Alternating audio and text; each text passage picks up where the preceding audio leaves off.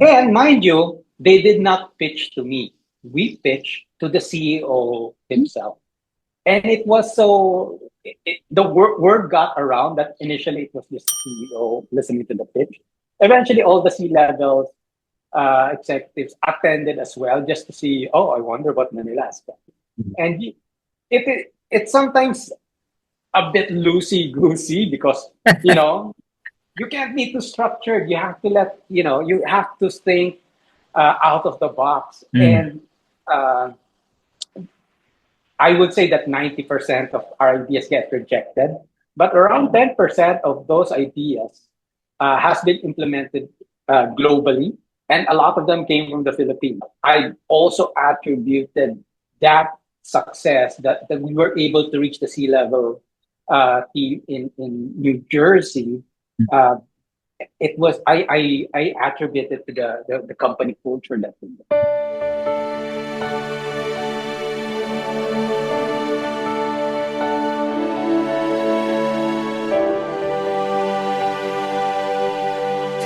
Good day, everybody. This is Dino Santos, your host here at The Leader's Edge. We're now on season 20, episode 6, with a unique topic for today, which is why company culture is a competitive advantage in business. And here with us to share exactly why that is so is none other than Jonas Diego. Jonas, could you please tell us a little bit more about yourself?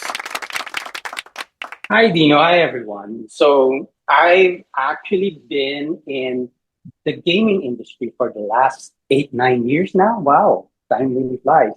Uh, Awesome. but but before that, I've had what you'd call a very colorful career. I actually wanted to be a fine artist, a painter, someone who does this for a living. But I come from a generation where my mom didn't feel like it's a very practical career choice. Kasi she didn't want me to be a starving artist. They had all these misconceptions about the field. So instead, she pushed me to go into take communications in college, and then from there on, I gone on the non-government organization sector. I've done work for the UN, Haribon Foundation. I've done work in corporate as well. I've sold and produced mobile content back in the day. I've done work for the BPO sector. And I think the longest stint so far is here with the gaming industry, which is currently a very interesting industry to be in. And my topic in relation to what we're talking about, why company culture is a competitive advantage, is that, as I said, I've been in a lot of fields, tech, BPO, but it seems to me that a lot of the companies that I work for, the ones who are very successful, be it tech, art, or whatnot, the underlying foundation for success, productivity, and everything else seems to be deeply rooted in their company culture. And that's something that I've had a lot of success with, building departments, building businesses. And when I was asked what topic I want to talk about, that's the thing that immediately came to mind. Well, I'm so glad that you mentioned all of those things.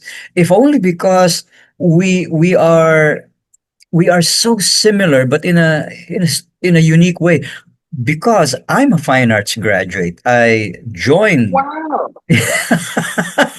I joined the animation industry, drew cartoons for a living back in the day Right. when it was pencil and paper. Yeah, I So remember way before digital. So I would work on a scene with Snow White and the Seven Dwarfs and have a sheaf of papers this thick, and that. then have the animation checker hold it up.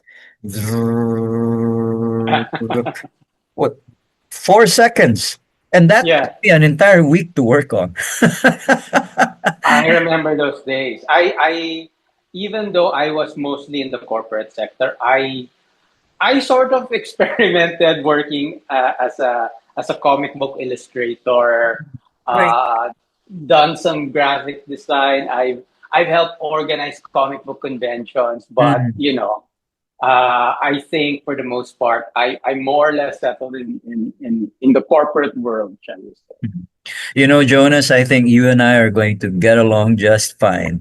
Uh, why? Because as one of the members of the artist circle, college fraternity in UP, I could introduce you to so many people who are painters, sculptors, model builders, people who I'm sure you'd probably have a ball hanging out with, like mga uh, Yeah.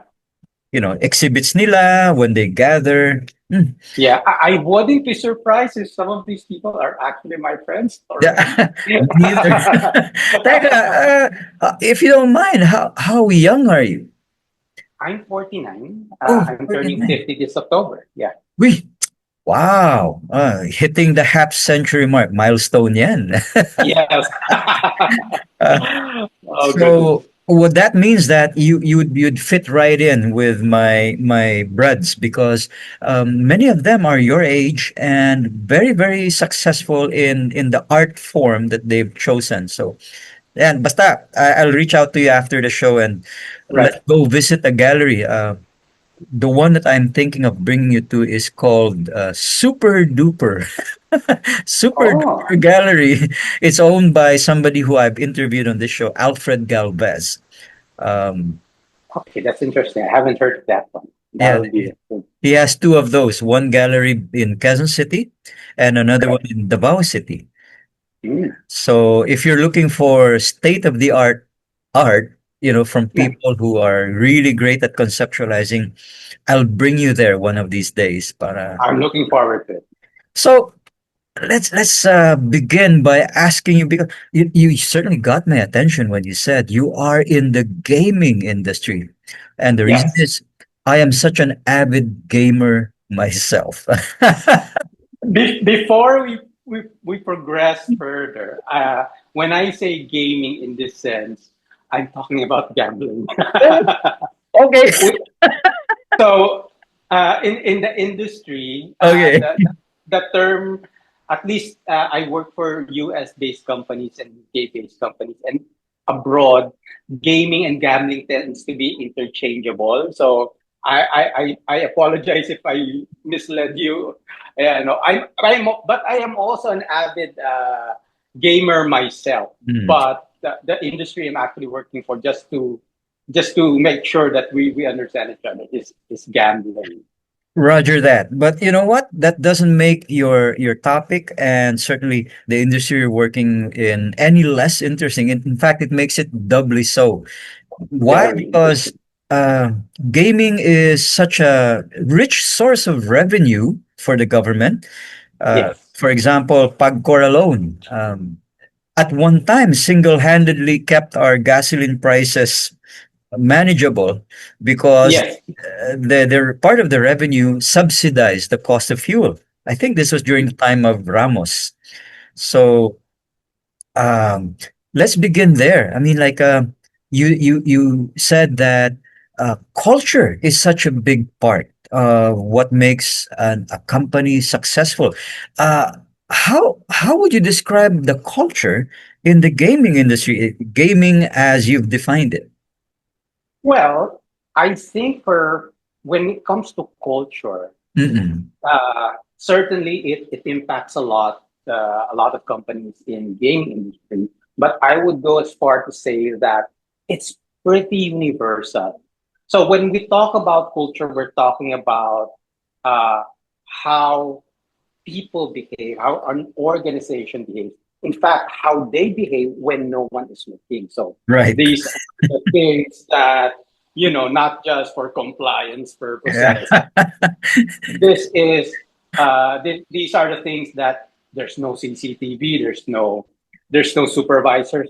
How would you treat someone? How would you treat a situation? And that's basically the culture I'm talking about. And what I Mm. found is that uh, uh, a company with a great culture Mhm. is not only more productive, hence producing more revenue, it's also more innovative, and people tend to stay longer because they feel safe, or they feel invigorated, inspired, whatever it is, depending on the culture that company projects. So um, it's one of the key factors in building a successful organization or company. I would certainly agree. Culture, whether it happens to be conservative or liberal, can do a lot of good for employee morale, especially if, for example, you're keen on driving innovation, or you're keen on encouraging people to come up with new ways to do things. Like in your case, I noticed that you are also very much into engagement. In other words, getting people to want to be part of something, no? So could you tell us a little bit more about how does engagement apply to company culture, and in particular to the industry you're in? So I do this a little bit differently. So for a lot of companies, when they say engagement, Mhm. it's it's something I would call not meaningful engagement. Mhm. So it could be just, oh yeah, we'll have drinks, we'll have lunch, we'll have whatever. There's no purpose, there's no connection to the greater philosophy, the greater culture or whatnot. So people tend to, oh, okay, I'll enjoy this, but I don't really identify or engage with the company. So the type of engagement that my department, my businesses tend to do tends to be tied into who you are as a team, as a person, what you want to accomplish, and at the same time tie it in with what the company wants to achieve. And in between those two poles, uh, that area of convergence, it's I call it the sweet spot. Uh, when everyone is sort of there, united, and we all know what we're supposed to do, how we're going to do this, and the engagement that you do feels a bit more sincere, for lack of a better word. I know of a lot of employees that sort of complain that, oh, it's just just to butters up, it's not really meaningful, they don't really care, and yada yada. But when you get to that sweet spot, it sort of creates that a safe space for not just for the employees to feel that, oh, I'm not going to get backstabbed or whatnot, but Mhm. also make them feel that the company cares for me, takes care of me, Mhm. and at the same time they feel safe.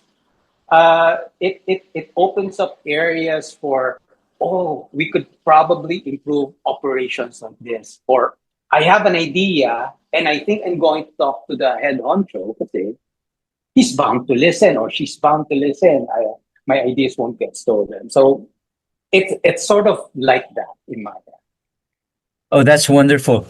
I have a client who call themselves the engagement team, and for them, since they're a unit in HR, they describe their job as creating events for the organization, and then Yes.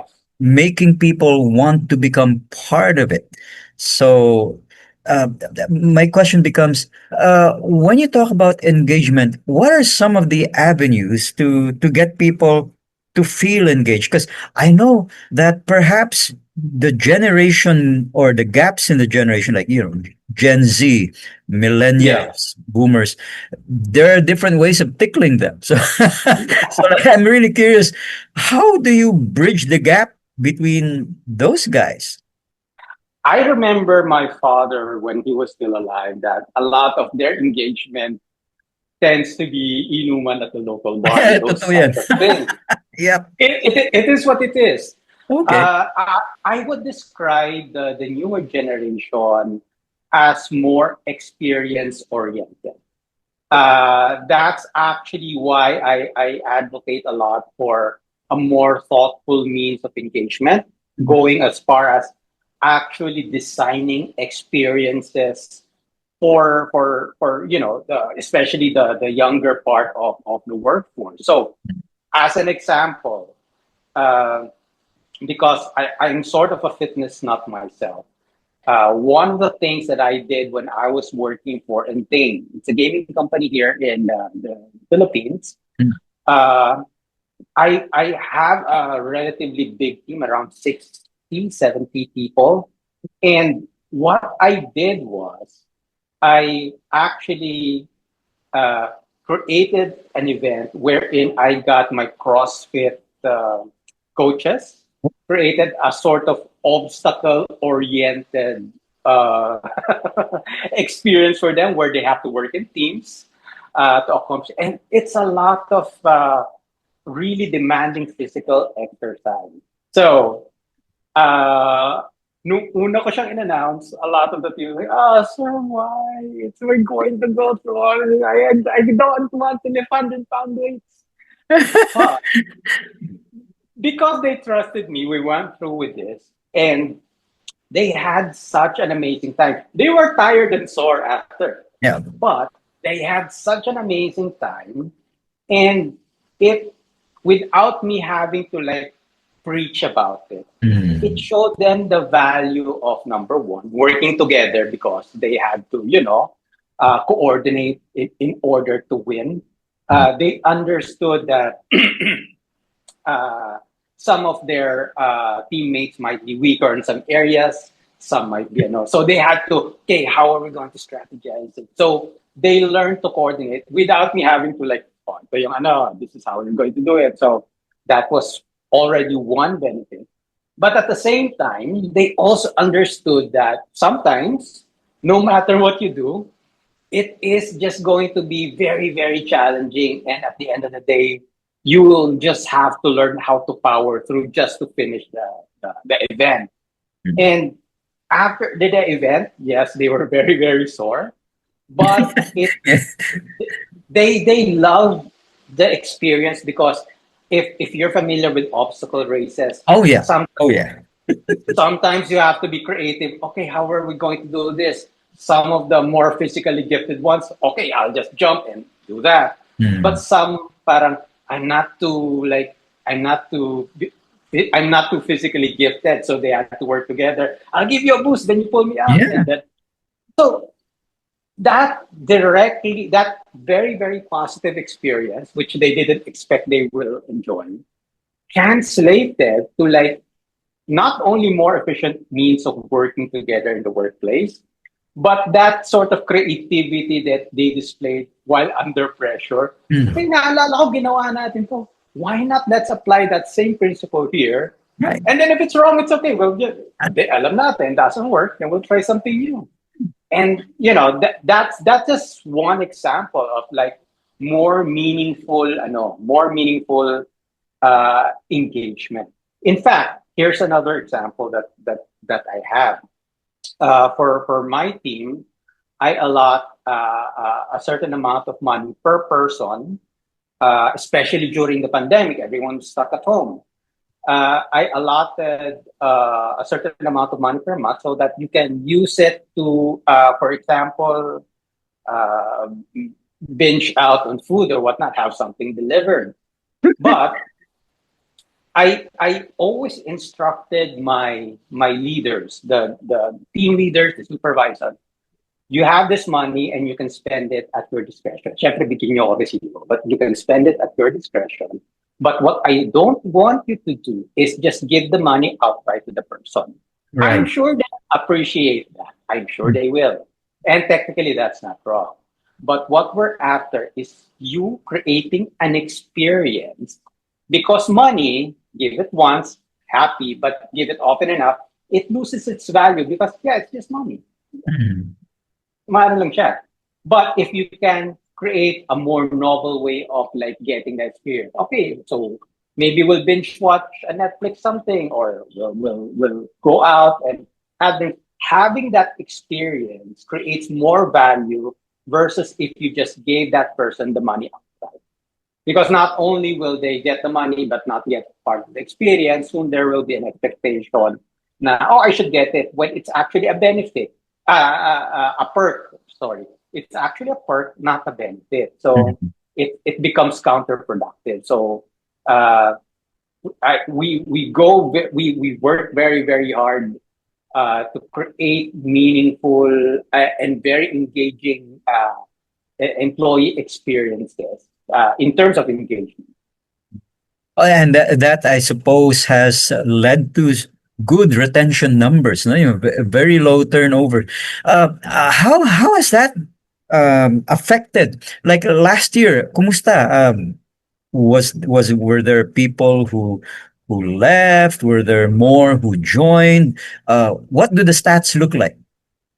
So let me cite my numbers from the time when I was working for Entain and Bet MGM.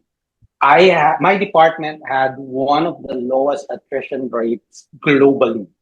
I was probably doing rough depending on the year, but annualized, I was doing between 4 to 7%, which is pretty good. Yeah. Uh, I mean, in the BPO industry alone, I think at a certain point it was 60% annualized attrition. Nowadays, it's a bit better by around 30 to 40, if I remember correctly. But for myself, I had very, very low attrition. Not only that, the people who left, and they got poached or maybe they found a better job, a lot of them actually went back. They went back. Can I have my old job back? And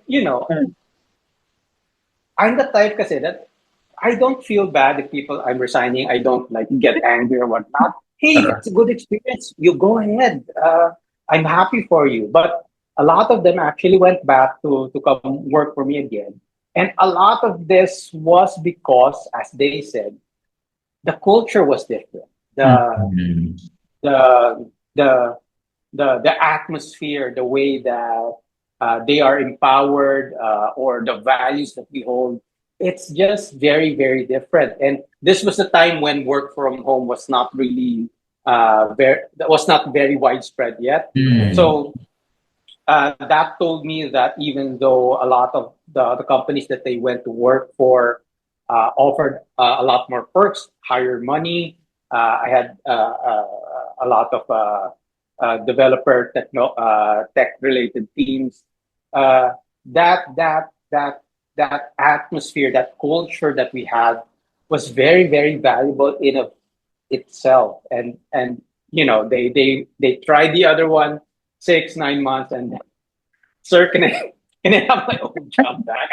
I'd really love to come back, and you're always welcome. And Mhm. that has I attribute that to the kind of culture that I typically build for any company or department that I'm in. And from the way you're describing it, it's because of their sense of satisfaction, which obviously means more to them than the financial gains alone.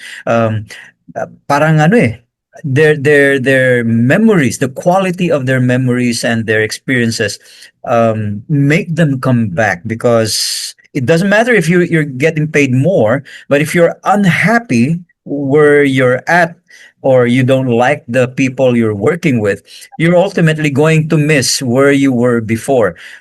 Wonderful that you're so willing to take them back. I mean, some people tend to become vindictive, or maybe there's a company policy that doesn't accept former employees. It's wonderful that you're open to getting them back and mining them for testimonials. So that maybe. I honestly, I never got that from why other leaders felt that it was a personal affront to them or a betrayal. That I mean, at the end of the day, of course, you have bills to pay, you have a family to provide for.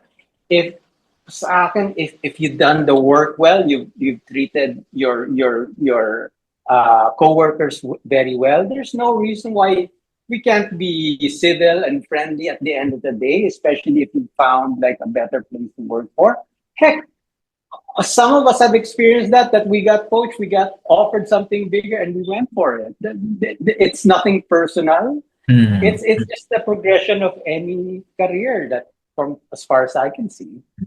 Totoo naman. Because if the reason for leaving is better opportunity or higher pay, maybe even travel potential, those Yes. are all easy to forgive. Siguro yung the ones that we tend to watch out for is activities or transgressions that are, like grounds for termination. To be honest, I very very rarely had to like terminate someone. Okay. Magbubuhat ako ng sarili kong bangkod Oh, yeah. dito Yes. and say that so far I have very good instincts when it comes Mhm. to people, uh, and I think part of it stems uh, from my wanting to be transparent to them. So I think it sort of invites a reciprocal effect that I will also be honest with you, so I can sort of gauge for the most part.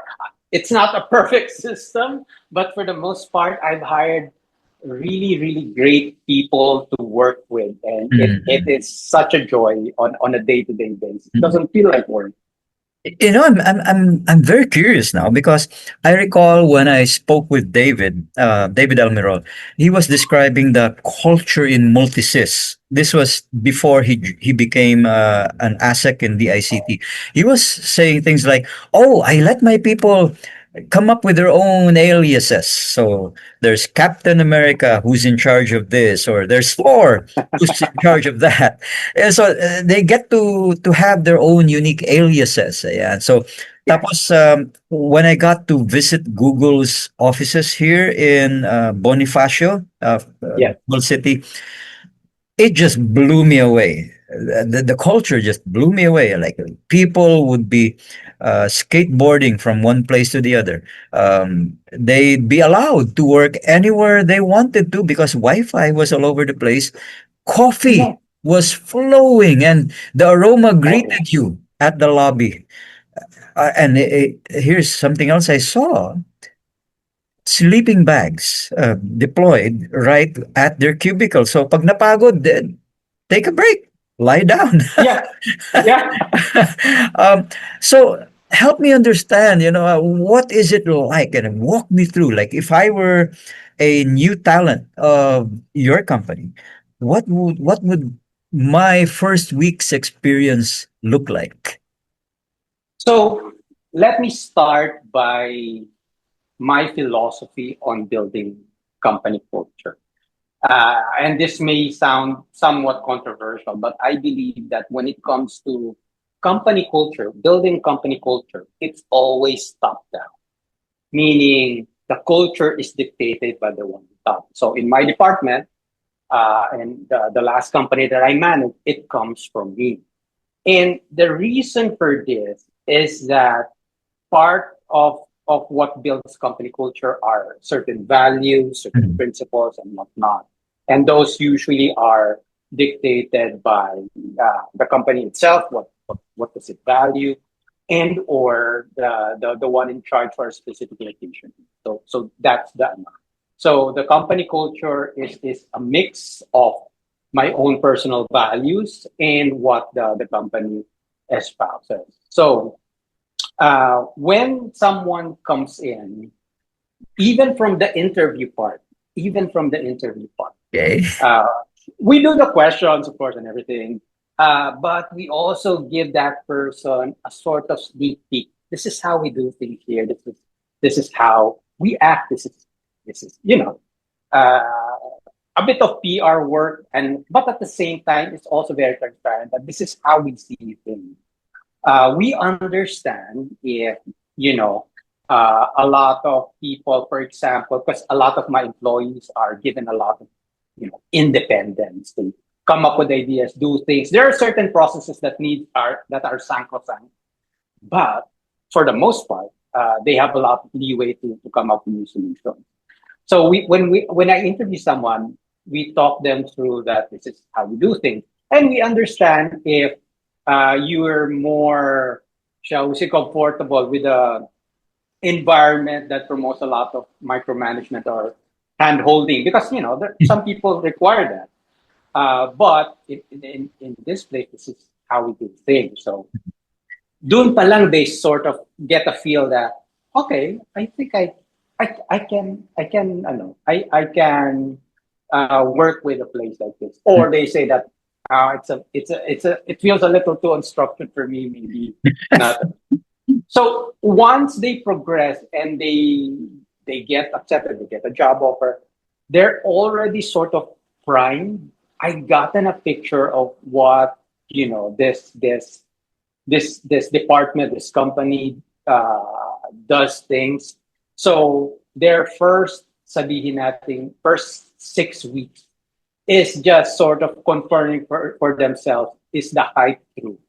Is it exactly as the interviewer drew it for me in my head, how I pictured it? So it's more of that process of exploration and discovery. And even aside from the interviewer, the potential employee will most probably have gotten chismes from, because probably some of their friends are already working at the business, or they've seen like some of the videos and pictures that we post on social media promoting the department. Mhm. So it's sort of like that. So once they come in, part of the thing that we have to sort of like discuss with them very, very thoroughly, aside from the HR manual, of course, being in the gambling industry, there's a lot of compliance. So we talk to them about it. Ito yung mga kailangan gawin natin. These are the reporting stuff that, this, and we can't do this. So they understand that responsibility that is imposed upon them. So, but aside from that, we also lay out ito yung process ng ano nyo, ng department nyo. This is what we expected from you. If you have ideas, concerns, whatever, we have an open door policy. You can go straight to your supervisor. You can go straight to the head of studio, which was me at that time. And there is no uh, there's no punishment. There's no for like saying something's wrong or I have this idea. Mhm. There is no such thing. So it's not a guarantee that all your ideas get approved, but we will listen to anything you have to say. And if your idea is actually really, really good, you will actually get credit for that idea. It's not going to be me, it's going to be you. Case in fact, when I was with BetMGM here in Manila, uh, I instituted a monthly pitch program, meaning the people here in Manila do not just produce apps and whatnot. They will come up with innovative new ideas in terms of how to do our campaigns. Oh, this I think this would be a good, cool app to help with engagement, whatnot. And while I provided the intro in the pitch, if you contribute an idea, I also expect you to present that idea because it's yours, so that you're also assured, oh, the top brass knows that I came up with that idea. And mind you, they did not pitch to me. We pitched to the CEO himself. And it was the word got around that initially it was just the CEO listening to the pitch. Eventually, all the C levels executives attended as well, just to see, oh, I wonder what Manila has come up with. And it was also very, very, exciting, not just for me, but also for the folks, because, oh, I'm just a junior designer, but I'm actually pitching to our CEO, Adam Greenblatt. Also, they get nervous. So the I get the opportunity. Okay, we'll coach you. We'll practice the pitch so that you're not too nervous. You know what to do and what not. And you might say that, oh, it's probably just lip service by the CEO just to say that I'm listening and whatnot. But there have been a few occasions wherein he'd talk to me and say, Jonas, can you postpone the pitch for next week because I need to attend an important meeting, but I really want to be there and see what your team has come up with. So there was that desire to be present and see for himself what brand new ideas that we were coming up with. And it that's just one example. There's a whole lot of things that we were doing, and it's sometimes a bit loosey goosey because you know you can't be too structured. You have to you have to think out of the box. Mm. And uh, I would say that 90% of our ideas get rejected, but around 10% of those ideas has been implemented globally, and a lot of them came from the Philippines. So uh, it, it, it, it, of course, I have a very, very talented team, but I also attributed that success that we were able to reach the sea level team in New Jersey. Uh, it was I attribute it to the company culture that we built. I tend to agree because from the way you're describing it, any talent, whether that's an entry level post or somebody who's more senior in the group, can feel like a rock star and very, very visible because they have a voice. They are very visible as far as the organization is concerned. It's awesome the way that, as you've described it, people can feel free to speak out, to share a thought, and it's okay to come up with ideas. Many of them could get rejected, sure, but you're never made to feel silly for having proposed it to begin with. Um, Yes, that is such in stark contrast to, for example, I won't name which gaming organization this was, but of course. they were my clients in the past. So here's what I heard the casino manager tell me. He said, Dino, you know, if you're looking for some of the most paranoid people on this planet, they're right here in this room. I said, what made you say that? He said, somebody's always watching the players when they enter the gaming room. The dealer Yes, is always watching the player. And then the floor manager is watching the dealer. And the dealers. then, Yeah. yeah, and then the floor manager is being watched by somebody in a room somewhere filled with monitors because CCTV cameras are all over the place. Uh, Yes. we are what you might call extremely paranoid about how people behave in this place. And so I thought, that doesn't quite sound like the culture that might make me feel trusted at the very least, or or or or boundaries exist somehow because I have a feeling in that facility they may have CCTVs even say in places where we weren't aware of it. Yes. So that is such in stark contrast with the culture that you're describing for your organization. It sounds almost like the place where if a person is just full of great ideas, they'd be welcome. They'd be welcome to fail, to try, Yes. experiment. In other words, there's nothing wrong at all with having a thought and sharing it with your boss, the CEO. Yeah. Uh, And the typical Filipino worker, and I would say this is a good thing because they care a lot about the company, the work they do. Sometimes a bit too much, so much so that they're afraid of making a mistake. oh, Uh, true. because normally, and uh, they might have worked for other companies where the slightest mistake is heavily penalized and you're Yeah. made. It's just so they, rather than, okay, I'm not going to risk it, I'm just going to play it safe all the time. And Simon Sinek, one of my favorite inspirational speakers and a great author, has mentioned that people, workers, do their best work when they feel safe. And Mm. it's not just from the productivity standpoint. Innovation innovation tends to flourish when they feel safe. Mm. So one of the things that I build when I build a company culture is that I ensure that the culture espouses safety. Uh, because when we were younger, I'm sure both of us has felt that, oh, I have this great idea, but I don't know how my supervisor will feel if I say this, or maybe I'm wrong. I'm just new. I just have this idea, but maybe it's a stupid idea. And there's all this internal dialogue, and you end up hindi ko na lang sasabihin because I'm Mm. scared. Yeah.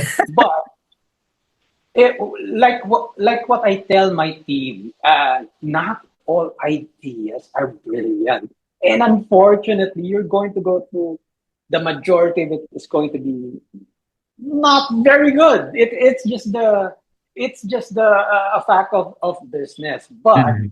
in order to get to that one brilliant idea, you're probably going to have to come up with nine, not so good ideas. So therefore, your job has to go through the nine bad ideas, that nine crappy ideas. But if you're scared, you're not even going to try. And True. you're probably going to be playing safe and everything's okay. But for a business to be competitive, Mm. especially nowadays where you need more brilliant ideas on a daily basis, you're going to have to make sure that the process to getting to those brilliant ideas is as frictionless as possible. And one part of it is ensuring that your workers feel safe. Oh, I can come up with a stupid idea, but sometimes it's so stupid it just might work. Sometimes that happens because things are changing so fast, things are evolving so fast, especially with technology, that Mm. sometimes you have to rethink how you saw something, how you're figuring something out, and we have to be brave. And this part of the company culture allows workers to sort of like, yeah, think out of the box, Mm. think creatively. You know, Jonas, I can see another dividend that comes from having that kind of culture and that kind of engagement with people. And that is when bad news has to be brought to the boss's attention. In Yeah, many organizations where the culture is vastly different, many people who are aware that something is going wrong will zip it, afraid to be the yes, one to bring bad news. I know that's particularly true, say, for example, in the semicon industry, never mind which company, but I know that I once had a friend, a client as well, who was a plant manager, retired now, who said, you know, my engineers always understand they cannot bring highlights or lowlights, especially lowlights, without a solution because it's not yeah, my job to solve it. It's theirs. And my job is to decide. And so if they don't have a solution, they may as well not bring it up at all. Otherwise, what do they expect me to fix it for them? So I yeah. was thinking, okay, I understand where you're coming from, but that seems to indicate that people will be deathly afraid to come to you with bad news when agility is required, when a sense of urgency is critical because, okay, fine, there's no solution yet, but we need to deal with this problem right now. So Yes. I don't think you have that problem in your company because of the way that you welcome people to share I bad news. Yeah. I work very hard to make people safe enough or feel safe enough to step up and solve that problem. Mm. So, sorry, madami akong kwento. But Okay lang. I once had a department that I was managing before that needed some additional training, highly technical role. So additional training in order to deal with some concerns by our customers. And we actually got folks from abroad come here, do the training, do simulations, and it went well. very, very well. When the trainers left, the quality of the performance started to go down. So we were wondering what happened. I thought it went well. Training went well. Are they not retaining the information? So we did a second round. Trainers came back, provided another refresher, simulations, whatnot. Basically, the score shot up to 100 again. And then same thing happened when they left. Over time, the score suddenly dropped.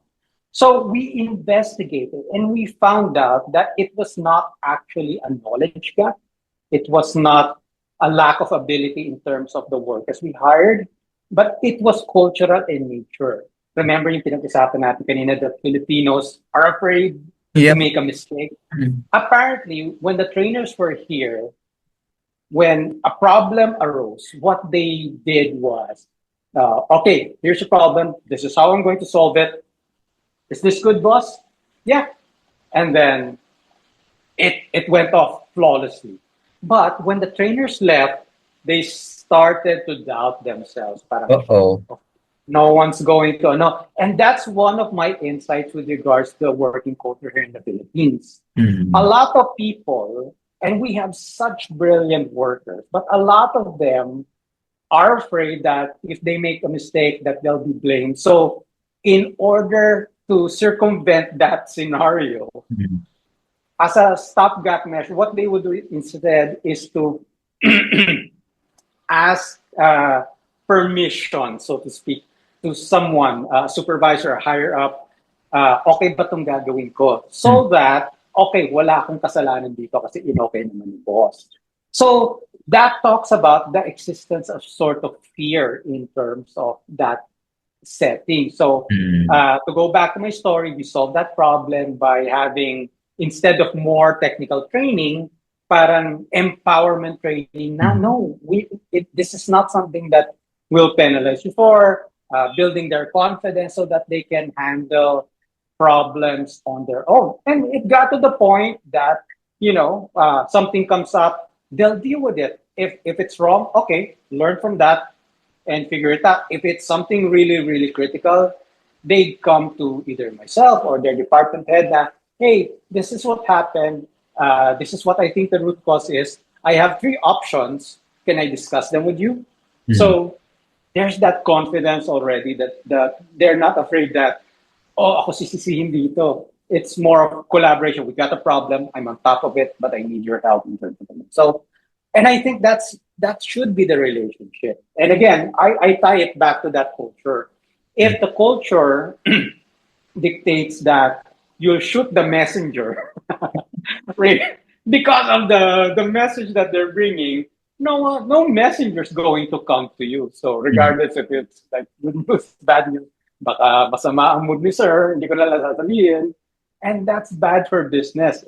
Yes, it Like you is. said, nowadays it's very fast paced, it's breakneck speed. Mm-mm. And when people are scared to tell you, what you need to hear, the cold hard fact, uh, it's going to take longer for you to be appraised of what the situation is. And Mm. maybe they'll even sort of like soften it up kasi natatakot sila na if it's up na it's really problematic, mas lalo ka magalit. So that's how I think about it anyway.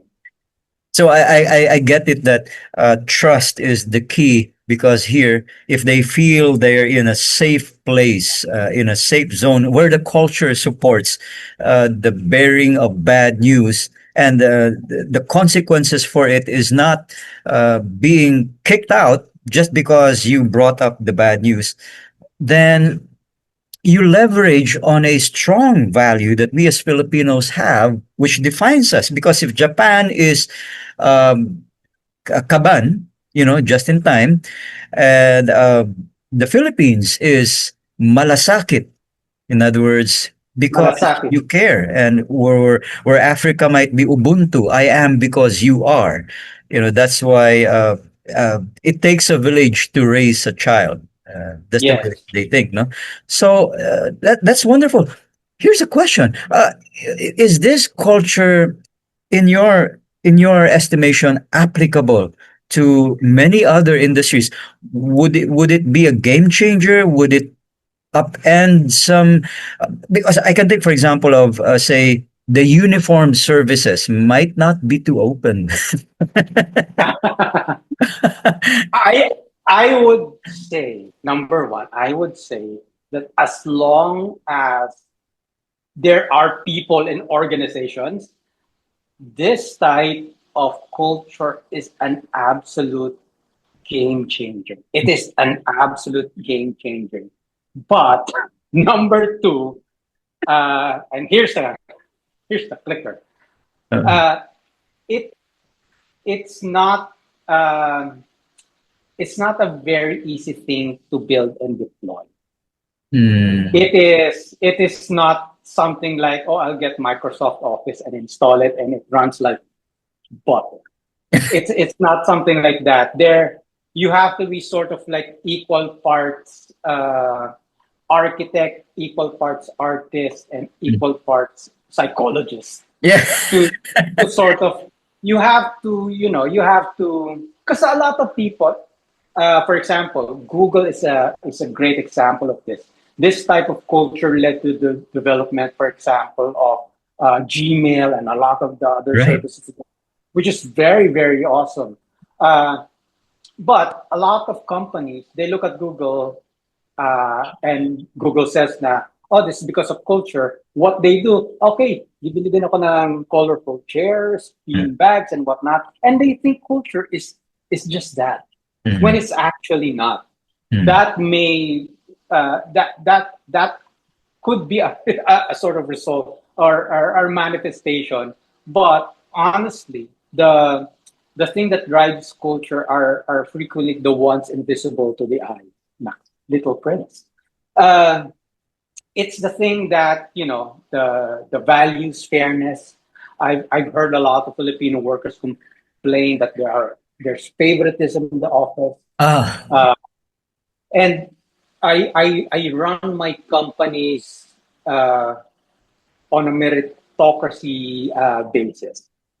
It's mass seniority. Yeah. Mm. yeah, and they may sometimes I get flack for it na oh source like a robot, he's wala siyang malasakit. I actually do, but I understand that if I start playing favorite, Mm, it's not going to be good. So case in fact, if I treat someone I like and I don't like the same way, uh, there is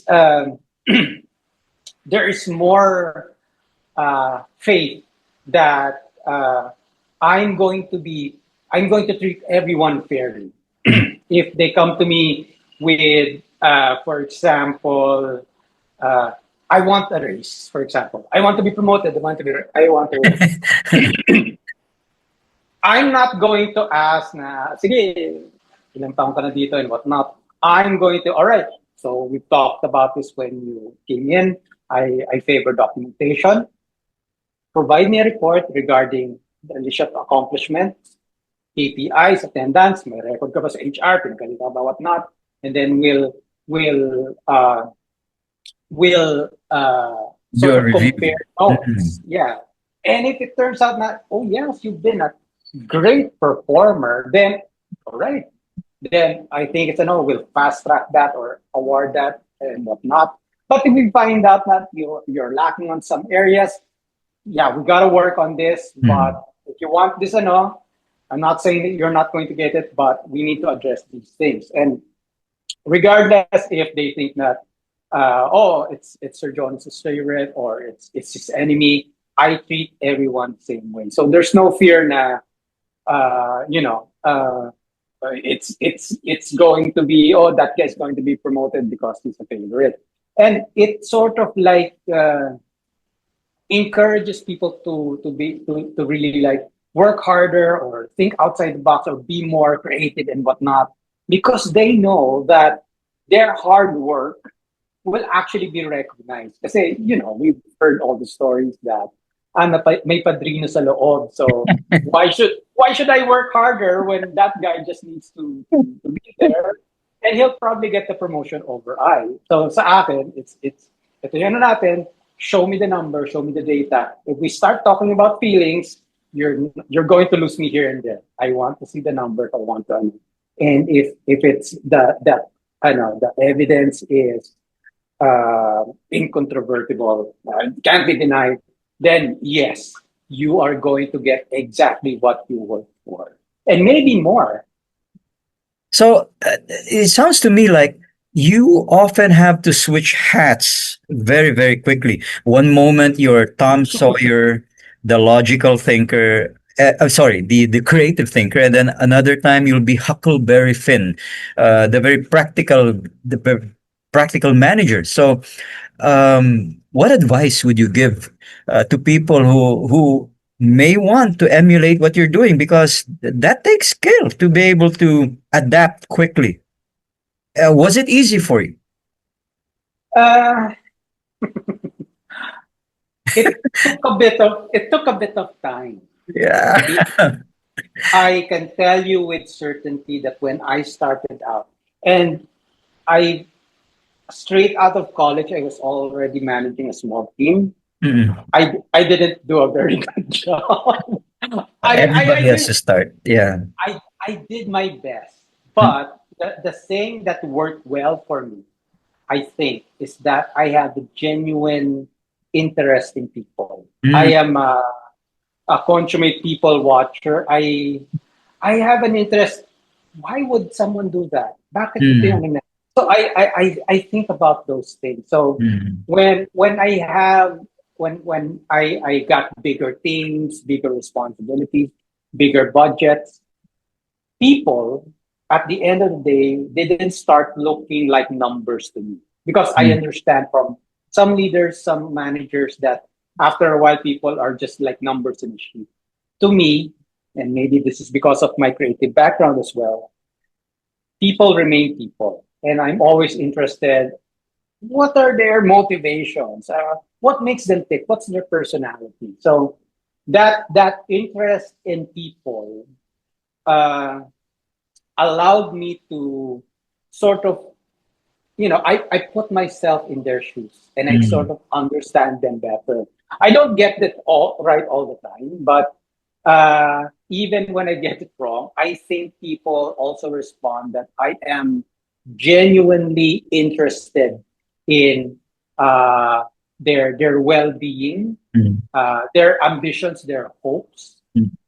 and that me and the rest of my management team uh, aspire to to have that sort of like middle ground wherein the company does well because of the work that these people have done, but at the same time that they're also rewarded for their contributions. And when someone is, again, when they're not afraid that, oh, the company is going to shortchange me or like betray me and whatnot, then they tend to do great work, because, and I believe that people in general want to do great work. They want to contribute. They want to have that sense of achievement that, hey, I did that. Kami gumawa niyang, that was my idea.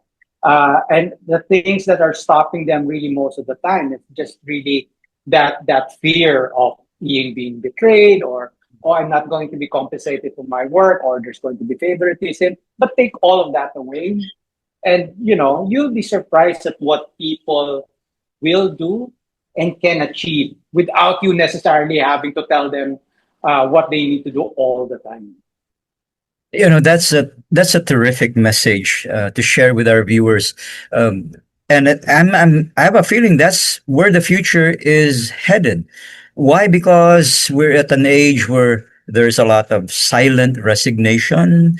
There's a Yeah. lot of anxiety over, okay, what new form of COVID is coming down the pipe, and then how is that going to affect the rest of our lives? Uncertainty all over the place. But in your company, with what you're doing, I think you are doing a fine job and retaining people. The numbers speak for themselves. So, if somebody wanted to reach out to you to find out more so that they can learn from your experience, how do they find you? The best way is through LinkedIn, actually. Mm. Uh, I I'm a fairly late comer to LinkedIn. I've had an account for a long time, but I haven't really like given it the proper care.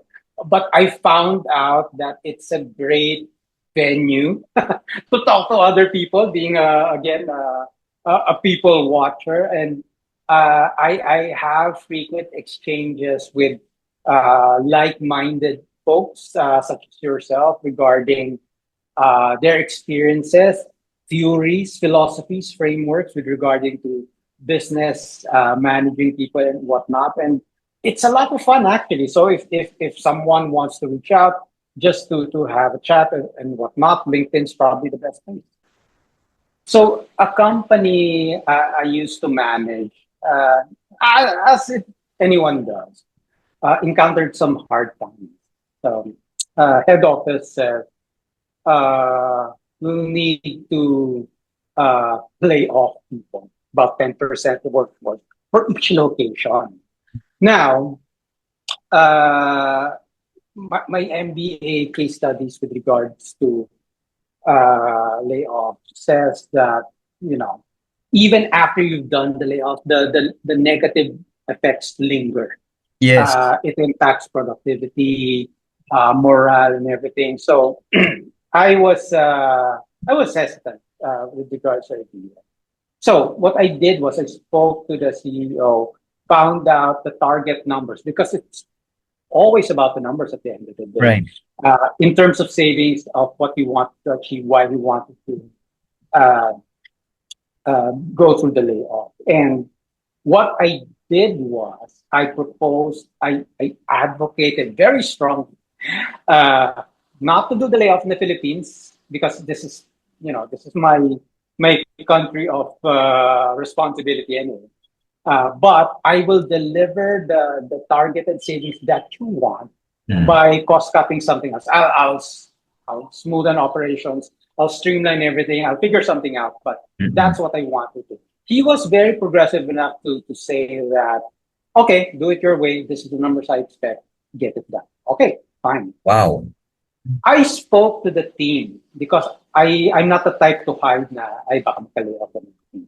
So Mm-mm. I told them that this was the plan, but the Philippines uh, is not going to go through that. I advocated for the idea. Here's the plan. This is what we're going to do. If we can save this, it's doable. Next 6 months is the amount we need to save, and no one has to go unless of course we decide whatever. But we're not going to let anyone go. And you know what happened? Uh, I had like a detailed plan from utilities and everything. It was pretty laid out. I'm very, very thorough about it. But what I didn't expect was that first, like first month alone, our accounting manager comes to me and says, "Hey, we saved an extra 90,000 pesos." And I said, "Oh, really? Where did that come from?" Uh, the people started taking it upon themselves to reduce their consumption of utilities, electricity, aircon, and whatnot. If they see that there's no person dito sa area, ito papatayin namin ilaw or will reduce aircon. All these little things that I never thought that hindi ko napapakalaman to. They sort of like, okay, let's figure out how we can help. Let's figure out, it was 90,000 just that first month alone. And that wasn't part of my plan. And I think that, the great value of company culture is exactly that. Mm. People felt safe enough now, oh, they're going to take care of us. They're not going to let us go, but they're trying to figure out a way to keep us down.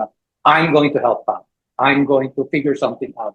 Mm. I'm going to help come up with an idea on how to, and uh, I, in retrospect, maybe I should have come up with that idea, but I was so I also pleasantly surprised. And 90,000 pesos just for that month, it's not a small sum, Mm. considering it was an office about 1,000 plus square meters. It was a very big office.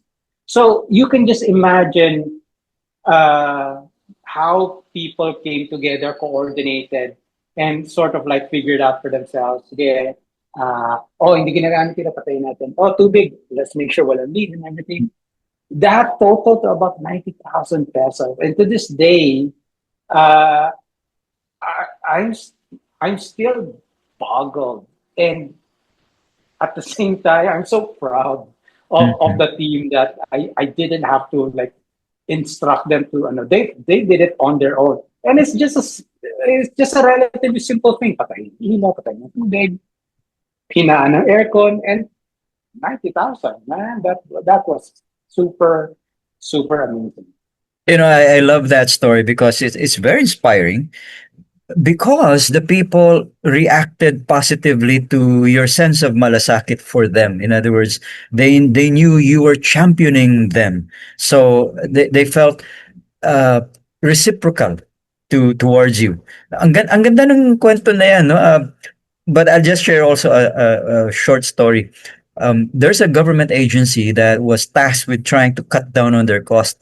This is so funny. This is a true story. They're on the fourth floor. And they realized that operating that elevator was costing a lot of money, yung kuryente, no, just to use it. Yeah, So, you know what they came up with? They went to handyman, bought the bucket, the plastic thing, the Orocan thing, and yeah, string. And so what they do is they lowered the documents required on the ground floor from the window, as long as they had a colleague down there ready to receive it, somebody trusted. yeah, And then they hand that over to the people who went to that agency. And yeah, they did that consistently. Low tech, yeah. so they stopped using the elevator, and it turned out even good for their health because they had to walk up and down the stairs, up and down the Yes, stairs. We got healthier. They saved a ton of money, and that was them deciding we're going to do this because we don't want to lose any of our friends in the office. yeah. And that's the thing. I think that because I'm not saying it's a bad thing, but a lot of like foreign investors that come to the Philippines, start up a company, impose their own culture on Filipinos, and some cultures tend to be aggressive, direct, and whatnot. And I'm not saying it's bad, but Filipinos don't function that way, and sometimes there's like they don't see eye to eye. But I think what a lot of these companies fail to realize that yes, the Filipinos might function different.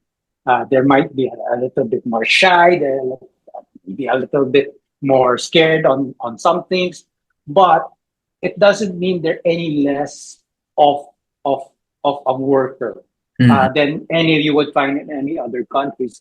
You just have to sort of like find the correct fit in terms of culture, and mhm, once you're able to do that, you're provided with so much what I would call unlooked for value. I wasn't looking for an extra savings. My plan encompassed a lot of the cost that we were looking to wipe out from our sheets. mhm. But that amount that they saved on their own certainly was very welcome. And your story about the bucket, yes, low Yeah, tech, but it works. it did. Oh, It works. alam mo daw, Jonas, just speaking for the future, no? One of the concerns and the bigger challenge for individuals such as yourself and myself will be the entrance of Manus, or what we call agentic AI, because these are literally AI that's already able to do many things that normal people would do at work, Yes. without the need for SLVL benefits or anything like that.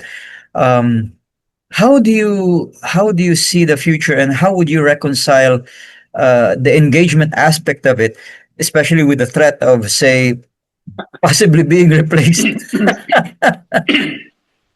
Well, uh, when I, again, sorry sa kwento, but let me tell you a story. When I was younger, when I was starting out as a graphic designer, way back, Mm-mm. uh, Photoshop and Adobe Illustrator wasn't widely spread. You know Mm. how we made logos? We had transfer Oh paper yeah. with letters. We actually illustrated some of the. It was very analog. So you can just imagine gawa ka logo. So I get letter transfer papers, do everything, It's and then just string, yeah, protractor. exactly.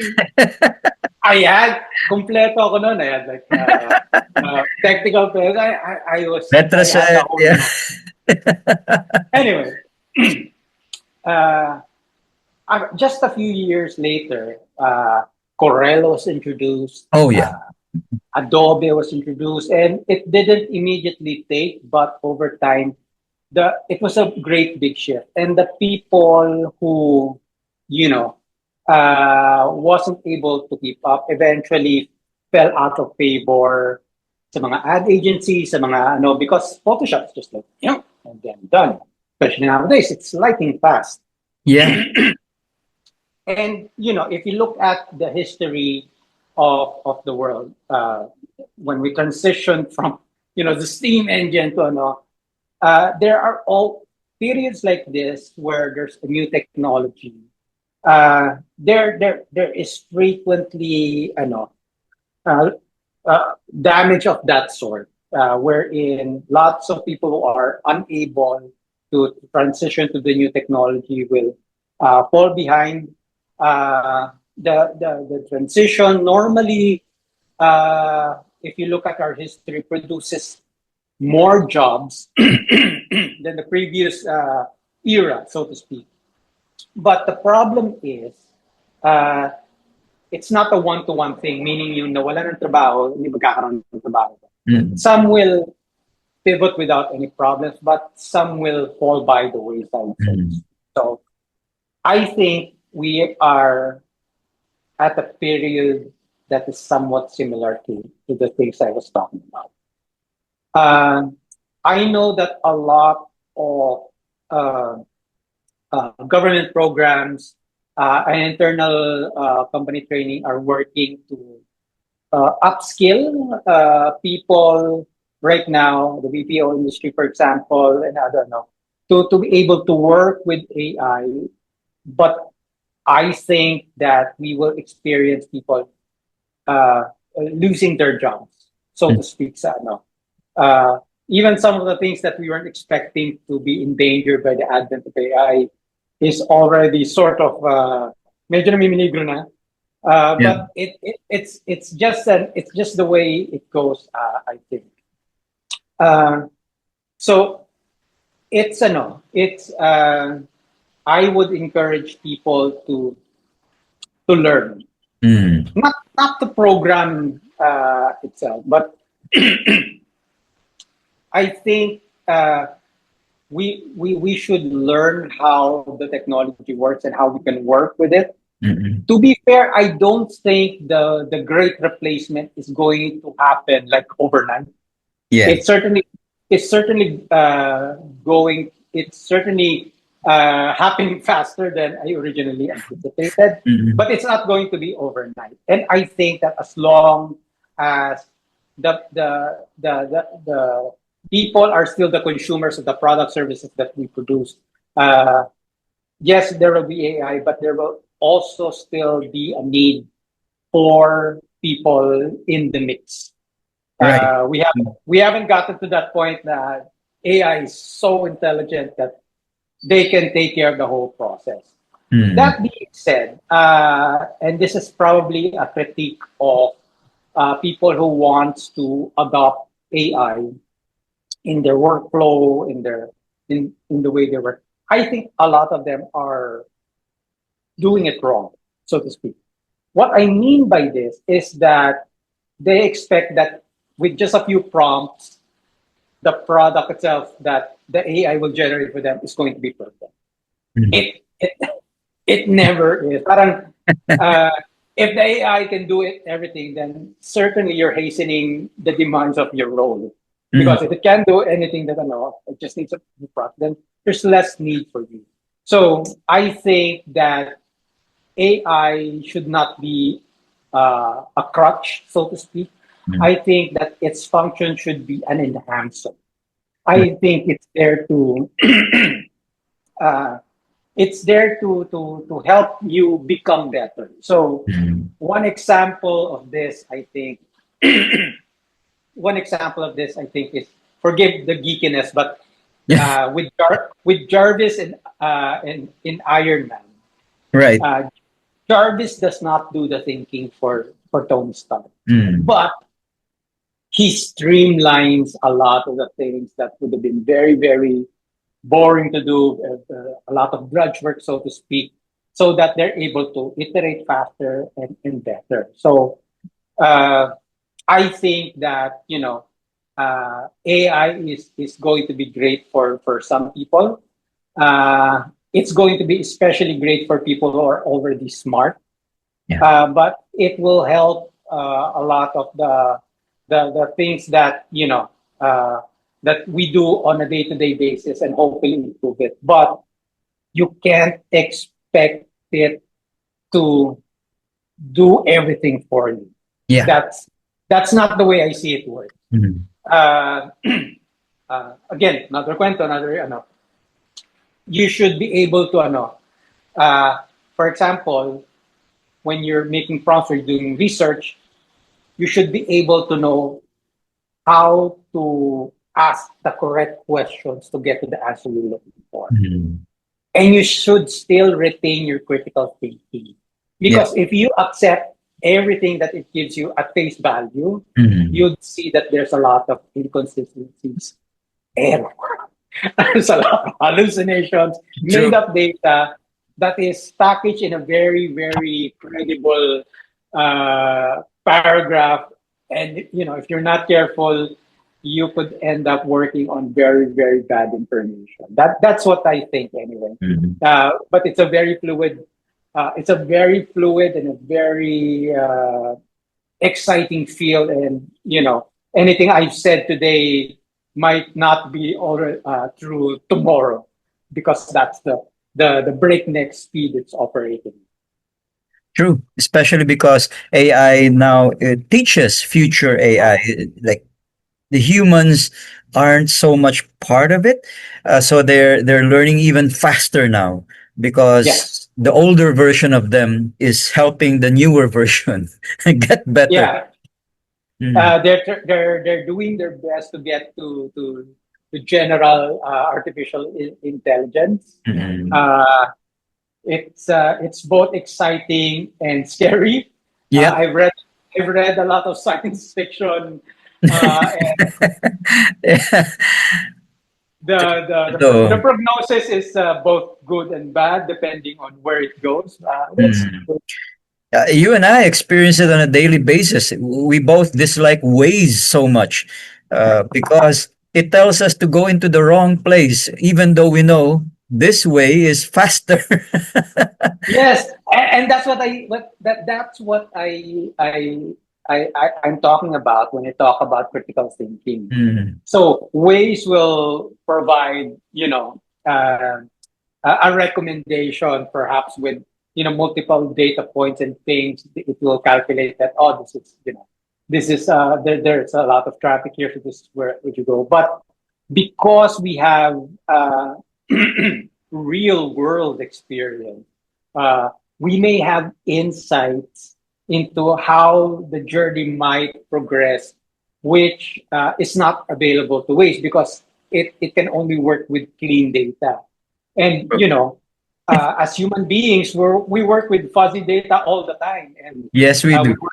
we work with instincts and guts, and we might not be able to explain it fully sometimes, but there are times that it works Mhm. better than it's the insights that I like to call it, that AI hasn't got through yet. I don't get me wrong.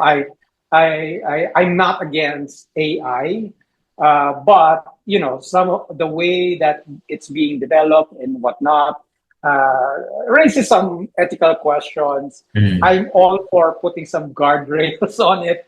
I don't want to inadvertently contribute to the development of the Terminator who's going to wipe out the human race. But Mm. it is going to be certainly a game changer, to put it mildly. Indeed. And so, for our viewers, let's look at it with an open mind. In other words, look at how it might enhance the work that you do, help you envision a new way of doing it, maybe even help you have a better work-life balance. Look at it as an opportunity to grow, to become better rather than something that might take your job away.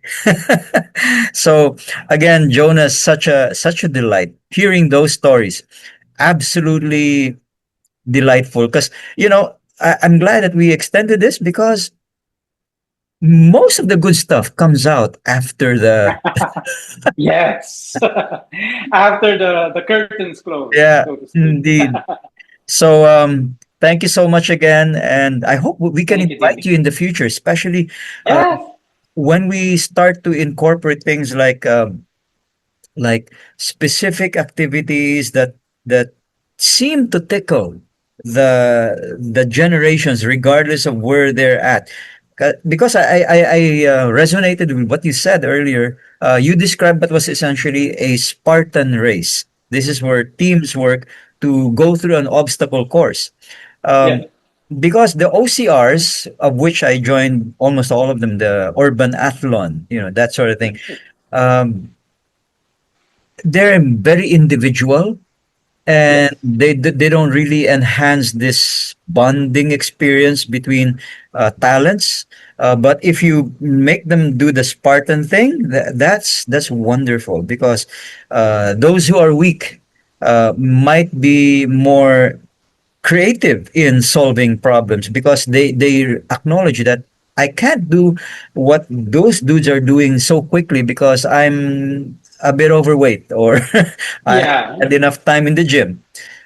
But they may come up with a more viable strategy than those who take their physical prowess for granted. So sila patutuloy ang nakakahanap ng solusyon na hindi nakikita ng mga malalakas. Yeah. Actually, just to set the record straight, yung activity na pinagawa ko was actually CrossFit. So for CrossFit, there are activities that is done individually, but there are activities where you have to work as a team. Mhm. But you're actually right in saying that that that CrossFit activity that I had my department do, it led to some of them actually joining Spartan races Wow. because because they felt that nagawa natin si CrossFit, we should be able to do this. And Mm. some of them were already, of course, athletes or physically gifted and whatnot. But some of them were just regular dudes na, yeah, I'll work out. I'll just to prepare for that. And that nanganak yung activity na yon. And then I actually have pictures that of them joining, and they've set records and whatnot. And I think it wouldn't have happened if they haven't tried the CrossFit first, because nasubukan na nila, nagawa ko to. So Mhm. what else can I do? And I think you can say it's the same thing sa work then, if you get like that first small success na, I was able to do this. What Mm. else can I do? And then nanganganak yung True. lumalaki yung confidence. And, yeah. The quick win is often a good way to spark uh, Yes. consistent performance later on. Mm. Yeah, you just need that small, that low hanging fruit just to get your confidence up, and then you're up and running in no time. Okay. So again, Jason, salamat ah. Thank Haba you, tuloy Dino. tayo. Yeah, yeah. Mm-mm. And you know what? I'll validate that, because when I looked you up on LinkedIn, instantly I found you straight away. So yeah, it's fairly easy to find Jonas, and don't hesitate. Uh, I promise he won't bite. He's very friendly and he's open to great ideas. So, ladies and gentlemen, um, if you enjoyed what you've just heard right now, and I have a feeling you have, come on, you did, all right? Feel free to leave comments. I won't bite. Neither will Jonas. Let us know how you felt about what we discussed. And if you'd like to tell us what you'd like to hear more in future episodes, just let us know. And we'd like to invite you to like, share, and subscribe. It doesn't take too much effort. And to, of course, invite you to our next episode, which is called Leading from the Middle: Culture, Credibility, and Courage, where we invite Marco Vistan, and this time hosted by one of our co hosts, Rich Cruz. And so, ladies and gentlemen, first of all, I'd like to thank Jonas for sharing his valuable time. Just for a little insider information, twice postponed, but it finally worked out. Finally worked out. Yeah. So remember, as ever, we all believe on this channel that learning is a never ending journey with limitless vistas. Good day to you, Jonas, and good day to our viewers.